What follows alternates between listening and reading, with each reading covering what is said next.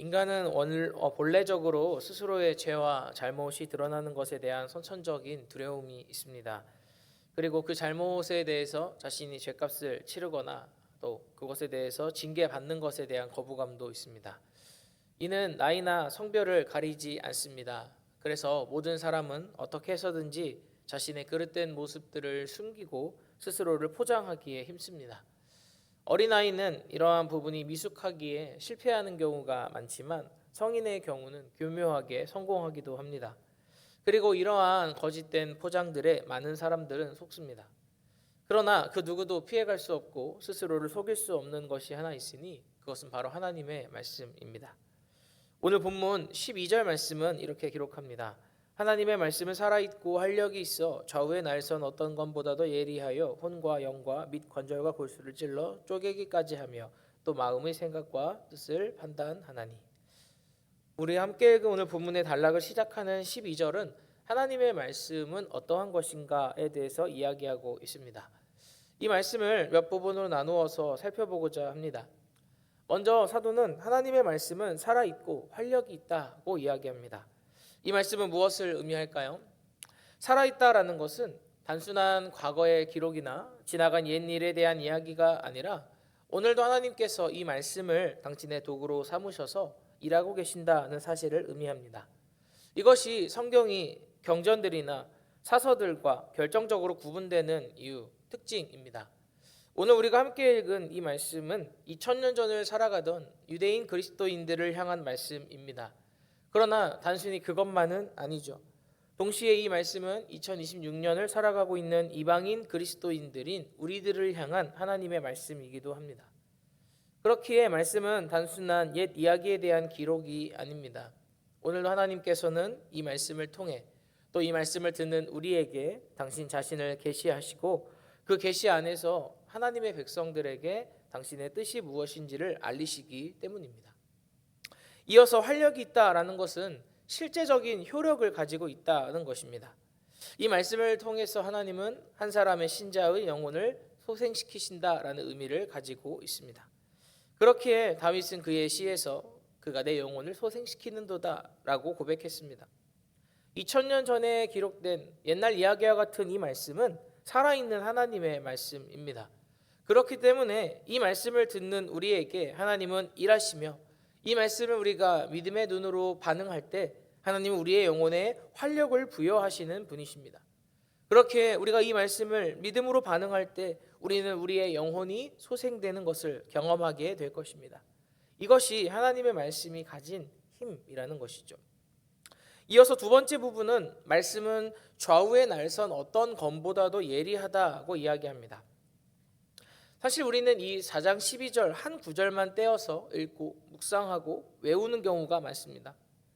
그러나 12절 말씀은 실상 바로 앞에 등장하는 1절부터 11절까지의 말씀과 떼어놓고 해석할 수는 없는 것입니다. 4장 앞부분에서는 무엇을 이야기하고 있습니까?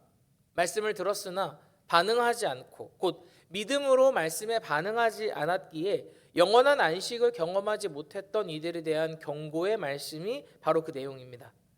그렇다면 하나님의 말씀이 가지고 있는 기능은 무엇입니까? 그것은 단순한 위로, 공감, 그리고 긍휼만은 아닙니다. 물론 성경은 사랑을 이야기합니다. 그러나 반드시 그 사랑은 공의를 포함합니다. 그리고 공의가 세워질 때에만 사랑은 가능합니다. 좌우에 날이 바짝 선 검을 생각해 보십시오. 그 검은 벨 수도 찌를 수도 쪼갤 수도 있는 것입니다. 그런데 오늘 말씀은 무엇을 이야기합니까? 우리의 영혼을 그 말씀이 찔러 쪼개기까지 한다고 이야기합니다. 그렇기 때문에 말씀을 듣는 모든 이들은 항상 겸비한 마음으로 그 말씀 앞에 서야 합니다. 그리고 두렵고 떨리는 마음으로 그 말씀을 듣고 오늘도 내게 선포되는 그 말씀에 믿음으로 반응하기에 힘써야 한다는 것이죠. 저는 물론 그렇게 하지 않으면 우리가 영원한 안식으로부터 유리되고 격리될 것이다라는 이야기를 하는 것은 아닙니다. 그러나 오히려 신자라면 마땅히 말씀에 믿음으로 반응해야 하고 그렇게 믿음으로 반응하는 신자 자신의 삶을 통해서 그가 참으로 영원한 안식을 약속으로 받은 사람이라는 것이 실제적으로 확인될 수 있다라는 것을 말씀드리는 것입니다. 세 번째 부분은 영과 혼과 및 관절과 골수를 찔러 쪼개기까지 하고 마음의 생각과 뜻을 판단한다는 것입니다. 이 말씀은 단순히 인간의 구조에 대한 이야기가 아닙니다. 3분설이니 2분설이니라고 하는 어려운 내용을 다루는 것이 아니라는 것이죠. 오히려 이 말씀은 하나님의 말씀이 인간의 내면에 어떠한 영향을 미치는가에 대한 수사적인 강조의 요법이라고 할 수 있습니다. 곧 하나님의 말씀은 우리 인간의 가장 깊숙한 내면, 곧 마음의 생각과 뜻까지도 판단한다는 것이죠. 그렇기에 말씀은 불신자에게는 죄된 자신의 존재에 대한 폭로와 심판의 역할을 하고, 신자에게는 오늘도 깨어 근신하게 하는 성화의 역할을 하는 것입니다. 자, 그런데 말씀 13절은 이렇게 기록합니다.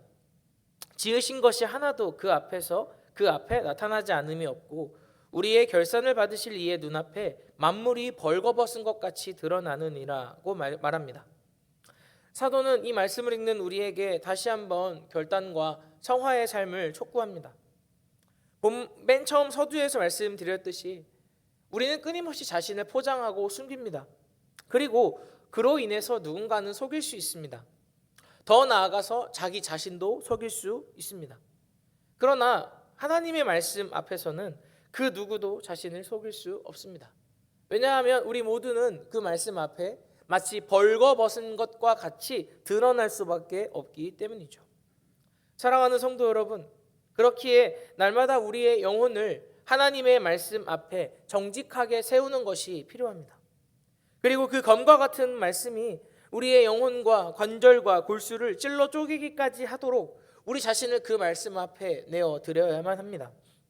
오늘도 우리 안에 실제하고 있는, 여전히 내재되어 있는 죄된 생각과 욕구, 그리고 그러한 생각과 욕구로 말미암아 실제적으로 실행하고 있는 죄들뿐만이 아니라 구원받은 신자로서 부르심을 받았으나 거룩히 살아가지 않고 있는 오늘 우리의 연약함과 부족함들, 그리고 그러한 것들을 포장하고 숨기려고 하는 우리의 완악함들까지도 말씀 앞에 내어놓고 회개해야 한다는 것이죠.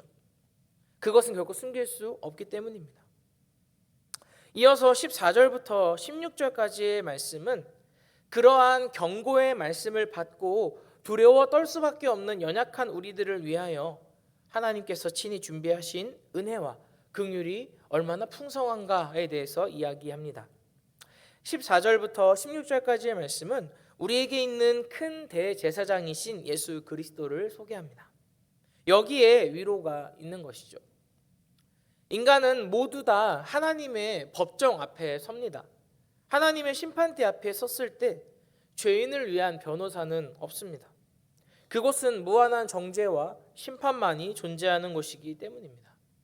그리고 우리 모두가 그 앞에 섰을 때 하나님은 우리에게 한 가지를 찾으십니다. 그것은 바로 의입니다. 의로움입니다. 하지만 우리 가운데 누가 하나님이 원하시는 의를 그 앞에서 당당히 제시하면서 나는 정의롭고 나는 의로운 사람임을 내보일 수가 있겠습니까? 오히려 좌우의 날선 검과 같이 날카로운 말씀의 검 앞에서 우리는 우리 자신의 죄인됨을 발견하고 인정할 수밖에 없는 것이죠. 그런데 오늘 말씀은 그러한 우리들에게 유일한 소망이 있으니 바로 우리에게 예수 그리스도께서 계신다고 이야기합니다. 14절 말씀입니다. 그러므로 우리에게 큰 대제사장이 계시니 승천하시니 곧 하나님의 아들 예수시라. 우리가 믿는 도리를 굳게 잡을지어다. 그런데 이 대제사장은 큰 대제사장이십니다. 구약에 존재했던 모든 대제사장들을 아득히 초월하시고 그와 비교할 수 없는 큰 분이시라는 것이죠. 사도는 하나님의 말씀 앞에, 그 말씀의 날카로움 앞에 발가 벗겨져서 두렵고 떨리는 마음으로 서 있는 우리에게 이야기합니다. 믿는 도리를 굳게 붙잡을지어다 라고 말입니다. 모든 것이 벌거벗은 것 같이 드러나는 현실 속에 우리가 있을지라도 신자는 결코 두려워하지 않을 수 있습니다. 그리고 그 이유는 단 하나입니다. 우리에게 대제사장이신 예수께서 계시기 때문이죠. 이어서 15절은 그 이유에 대해서 이야기합니다. 우리에게 있는 대제사장은 우리의 연약함을 동정하지 못하실 리가 아니요 모든 일에 우리와 똑같이 시험을 받으시니로되 죄는 없으시니라. 말씀은 우리의 대제사장은 능히 우리의 연약함을 동정하신다. 그리고 그것을 못하실 이유가 없다라고 선언합니다. 우리의 연약함을 아시고 공감하시고 그리고 더 나아가 그 연약함을 친히 당신의 몸에 지셨으니 우리의 대제사장께서는 우리의 모든 연약함을 알고 그것을 긍휼히 여기신다는 것입니다. 그분은 우리를 참으로 공감하고 긍휼하시기 위해서 우리와 똑같은 시험을 받으셨습니다. 비록 죄는 없으셨으나 우리가 겪는 것과 같은 한계와 어려움들 그리고 시험들까지도 받으셨습니다. 인간의 연약함을 동정하시기 위하여 친히 인간의 몸을 입으셨기에 그는 하나님이셨으나 때때로 배고프셨고 때때로는 피곤하셨습니다. 때때로는 울기도 하셨고 노하기도 하셨습니다. 사탄에게 시험을 받기도 하셨고 십자가에 달리시기 전에는 울며 기도하며 이 잔을 부디 내게서 지나가게 해달라고 기도하기도 하셨습니다. 그렇다면 우리의 제사장이신 그리스도께서는 왜 이러한 일들을 하셨을까요? 그 이유는 구약의 대제사장들이 백성들의 모든 죄와 연약함을 안고 하나님 앞에 속죄와 화목의 제사를 드렸던 것처럼 우리의 구주이신 예수께서도 저와 여러분이 마땅히 지닐 수밖에 없는 모든 한계와 연약함을 안으시고 하나님 앞에 우리를 위한 중보의 기도를 아뢰시기 위해 친히 모든 고난과 시험을 받으시고 순종하셨던 것입니다. 그렇기에 16절 말씀을 보십시오. 그러므로 우리는 긍휼하심을 받고 때를 따라 돕는 은혜를 얻기 위하여 은혜의 보좌 앞에 담대히 나아갈 것이니라. 이러한 대제사장이 우리에게 계시기 때문에 우리는 하나님의 긍휼하심을 받을 수 있습니다. 그렇기에 우리 모두 각자의 연약함을 안고 하나님 앞으로 나아가면 좋겠습니다. 말씀 앞에 섰을 때 드러나게 되는 우리의 모든 약함과 연약함과 악함들까지도 하나님 앞에 가지고 나아가면 좋겠습니다. 그러면 그때 하나님은 우리를 결코 탓하거나 정죄하지 않으십니다. 오히려 우리의 연약함을 마땅히 아시고 긍휼히 여기십니다. 그리고 때를 따라 돕는 은혜로 우리와 함께 하시는 것이죠. 그렇기에 오늘 사도의 결론은 무엇입니까? 이 모든 심판의 이야기, 4장 전반부와 중반부를 모두 이야기하는 이 말씀이 가지고 있는 심판의 기능, 그리고 경고의 기능을 이야기하며 이 4장을 마치는 사도의 결론은 무엇입니까? 긍휼과 은혜를 얻기 위해 그럼에도 은혜의 보좌 앞으로 담대히 나아가라는 것입니다. 이는 당연히 지성소로의 나아감을 뜻하는 이야기입니다. 대제사장만 1년에 단 한 번 자신의 죄를 먼저 속죄하고서야 겨우 들어갈 수 있었던 그곳, 하나님의 임재를 가장 강렬히 경험하고 하나님의 거룩하심이 가장 크게 증대되는 그곳, 죄인은 결코 들어갈 수 없는 그곳에 이제 우리도 들어갈 수 있게 되었으니 이 모든 것은 우리가 대제사장이신 예수 그리스도의 이루신 공로를 덧입게 되었기 때문이라는 사실입니다. 이제 우리 모두에게는 우리가 구주 예수를 믿는 한 그분의 의가 덧입혀져 있습니다.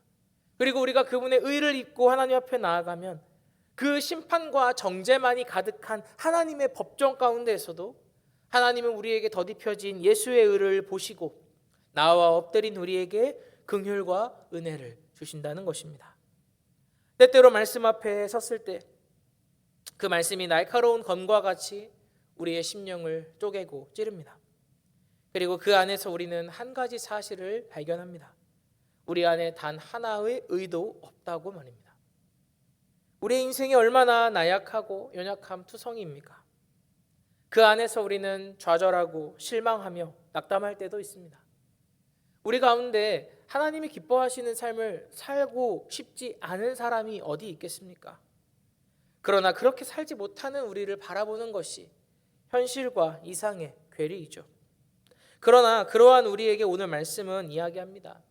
애초에 이 위대한 구원의 은혜가 어떻게 이루어졌는지에 대해서 깊이 묵상해 보라고 말입니다. 우리의 모든 구원의 공로는 오직 은혜입니다. 오직 예수 그리스도의 십자가 공로뿐이고 우리의 모든 구원의 근원은 오직 아버지 하나님의 무한하신 사랑 속에 있습니다. 우리가 이를 잊고 하나님 앞에 나아갈 때 말씀은 날카로운 검과 같이 우리의 악함을, 우리의 약함을 정죄하고 찌를 것입니다. 그러나 이를 기억하면, 이 모든 것이 은혜라는 사실을 기억하며 하나님 앞에 나아가면 말씀은 우리에게 긍휼과 은혜를 주시는 수단이 될 것입니다. 이 아침 우리가 우리의 큰 대제사장이신 예수 그리스도를 깊이 묵상하기를 소망합니다. 그리고 그분이 계시기에 오늘도 우리에게 부어지는 긍휼과 은혜를 깊이 묵상하기를 소망합니다. 그러면 그 은혜가 우리를 살게 할 것입니다. 그러면 그 은혜가 우리의 모든 약함과 나약함과 악함까지도 덮을 것입니다.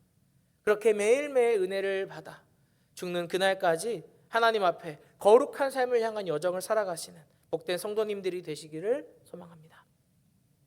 이 시간 함께